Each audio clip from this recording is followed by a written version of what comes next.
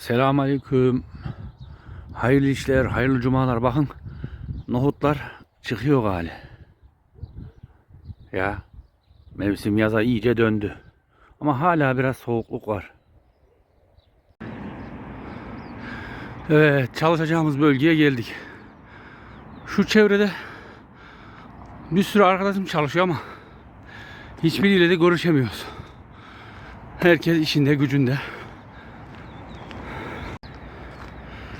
Zaman eskisi gibi değil yani. Anladınız mı? Bir çalışma çabasıdır, sardı herkesi.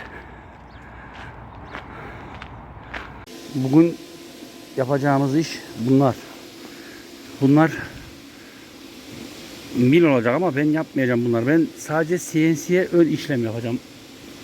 Ama öyle basit bir şekilde değil yani. Düzgün dönmesi gerekiyor. Onun için bildiğim bir teknik var. Onu uygulayarak yapacağım. Siz nasıl yapıyorsunuz onu yorumlara yazarsınız. Biraz yorucu bir iş. Adet fazla. Kaldır, indir, kaldır, indir. Tornacılığın görünmeyen yüzü. Angarya işler. Bunların büyükleri vardı birkaç gün önce, onları yaptım. Bunlar yine onlara bakarak iyi. Biraz daha küçük ve hafif. Vinçle kaldırmıyorum çünkü zaten ufak ve ağır arası bir şey. Bakalım. Herhalde bir buçuk iki gün sürer gibime geliyor. Bir buçuk gün. Bir de araya iş girdiğini düşünürsek garanti sürer yani bir iki gün. Bak yaptıklarım burada. Önce ne yapıyorum biliyor musun? Bu tarafa punta matkabıyla havşasını basmadan bir delik deliyorum. Sonra buraya puntayı dayıyorum. Şu dış çapı işliyorum. Sonra buradan yatağı alıyorum. Punta matkabıyla bu kez havşalı deliyorum. Sonra buraya puntayı dayayıp bu başa geçiyorum.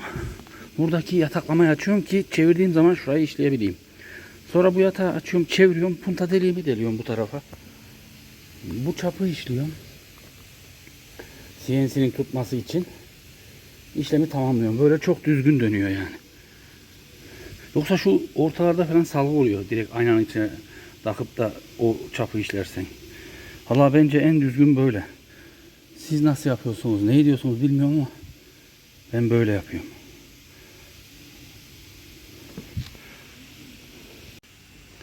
Şimdi böyle kapalama bir merkez bulup bundan deleceğim. Ama şuraya kadar. Havuşa değmeyecek şekilde. Ondan sonra da şurayı işleyip punta dayayıp oradan tutup punta deliği deyip çevireceğim.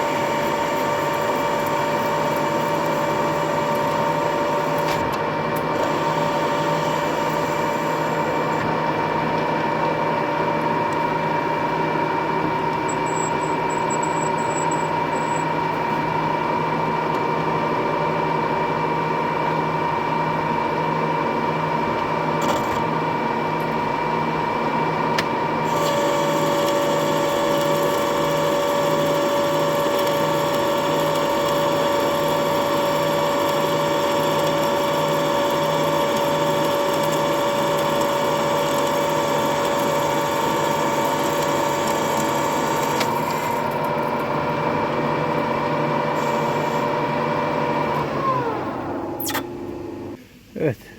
Sistem bu şekilde. Hadi. Bir dahaki videoya görüşürüz.